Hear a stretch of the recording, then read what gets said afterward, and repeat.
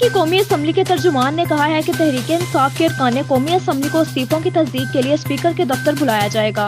قومی assembly secretariat کی جانب سے اتوار کو جاری بیان میں کہا گیا کہ پی ٹی آئی کے ہر رکن اسمبلی کو ذاتی حیثیت میں حاضر ہو کر اپنے استعفوں کی تصدیق کرنا ہوگی۔ پی ٹی آئی کے ارکان قومی اسمبلی استعفوں کی تصدیق کے لیے قومی اسمبلی کے طریقہ کار 2007 کے قواعد و ضوابط کے ذیلی قاعدہ 43 کے پیراگراف بی کے تحت بلایا جائے گا۔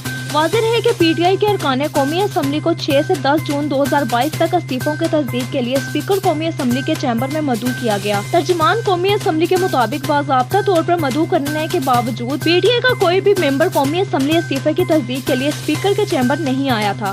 اس حوالے سے 22 دسمبر 2022 کو قومی اسمبلی میں پی ٹی آئی کے پارلیمانی لیڈر اور جماعت کے وائس چیئرمین شاہ محمود قریشی کی جانب سے بھیجے گئے خط کا جواب بھی ارسال کیا گیا تھا۔ یاد رہے کہ شاہ محمود قریشی نے پی ٹی آئی ارکان کے استعفوں کا اعلان 11 اپریل وزیر اعظم شہباز شریف کے انتخاب سے قبل قومی اسمبلی کے فلور پر کیا تھا۔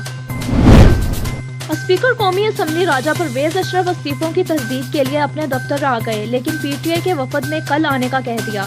گزشتہ روز قومی اسمبلی میں تحریک انصاف کے چیف عامر ڈوگر نے اسپیکر قومی اسمبلی راجہ پرویز اشرف سے رابطہ کیا تھا۔ عامر ڈوگر نے اپنی جماعت کے استعفوں کے حوالے سے تحریک انصاف کے وفد کی ملاقات کے لیے اسپیکر اسمبلی سے وقت مانگا تھا۔ اسپیکر قومی اسمبلی نے عامر ڈوگر کو ملاقات کے لیے 28 دسمبر کا وقت دے دیا۔ پاکستان تحریک انصاف کے وفد کو استعفوں کی تصدیق کے لیے آج 28 دسمبر اسپیکر قومی اسمبلی راجہ پرویز اشرف سے ملاقات کرنی تھی، لیکن وقت مقرر پر وہ نہیں پہنچے۔ اسپیکر آفس کی جانب سے تحریک انصاف کے رہنما سے رابطہ کیا گیا تو پتہ چلا کہ وہ آج نہیں بلکہ اب کل آئیں گے۔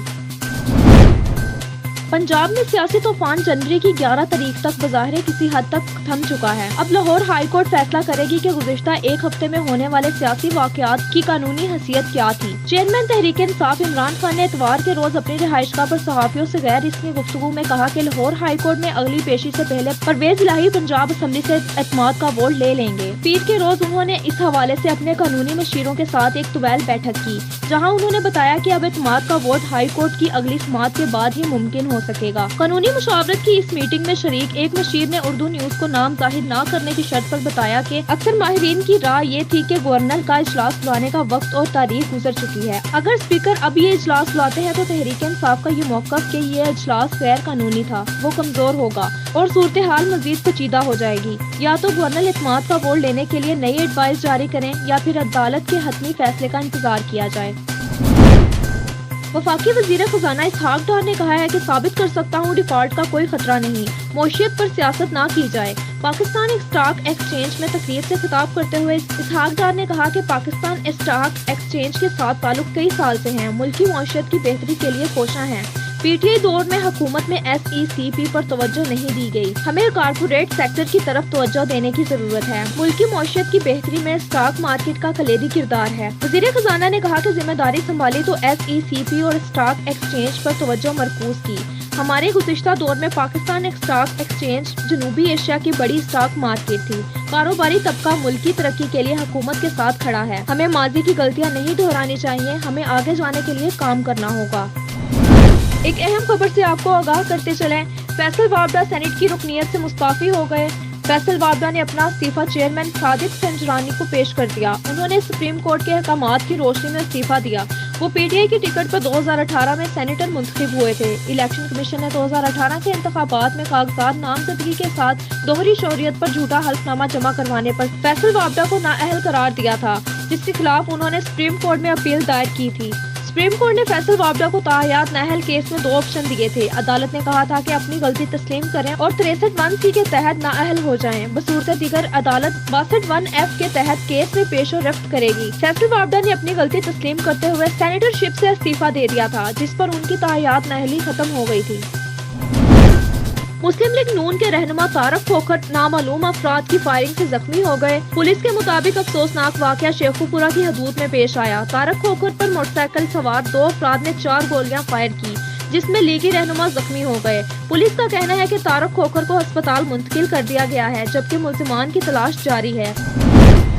पंजाब में निजी आटे की आसमान से छूती कीमत और सरकारी आटे की महदूद दस्तयाबी ने आवाम को परेशान कर दिया, जबकि रोजाना हजारों की तादाद में खैबर पख्तूनख्वा स्मगल होने वाले आटे की वजह से पंजाब में आटा बहरान पैदा होने का खतरा पैदा हो गया है। पंजाब के सूबाई महकमों ने सूरत हाल पर काबू पाने के लिए नई हिकमत अमली पर काम शुरू कर दिया है, जबकि पंजाब हुकूमत ने स्मगलिंग बढ़ाने का सबब बनने वाले सरकारी और निजी गंदम की कीमत में 5,000 रुपए फी बोरी से ज्यादा के फर्क को कम करने के लिए फ्लोर्स मिल को फरोख्त किए जाने वाले सरकारी गंदम की कीमत फरोख्त बढ़ाने की तजवीज पर गौर शुरू कर दिया है।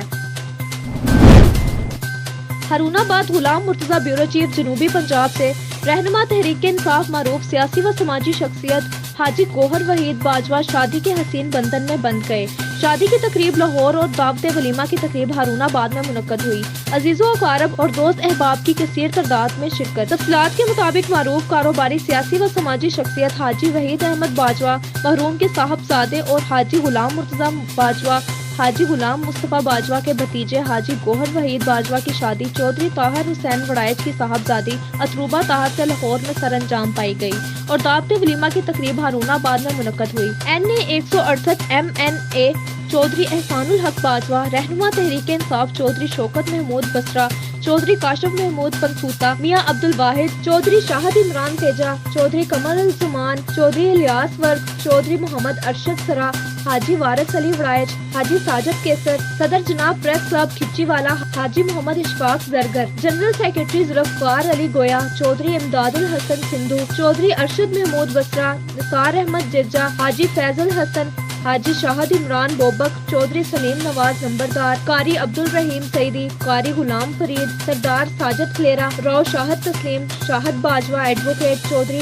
अवैस वड़ाइच, हाजी मोहम्मद रमजान जरगर, हाफिज लियाकत अली ममरा की शिरकत। सदर अंजमन ताजरान साबिक सदर प्रेस क्लब फोर्ट अब्बास हाजी मोहम्मद सलीम साहब ने अपने बहुत ही प्यारे बुलंद इखलाक बुलंदसार तरबियत के मालिक, खेलों की दुनिया के बादशाह, दुखी इंसानियत का खिदमतकार, बहुत ही स्वीट समाजी और सियासी अहम शख्सियत गोहर वहीद बाजवा को उनकी फैमिली को मुबारकबाद देते हुए कहा कि अल्लाह ताला आपकी अज़वाजी जिंदगियों को खुशियों से भर दे।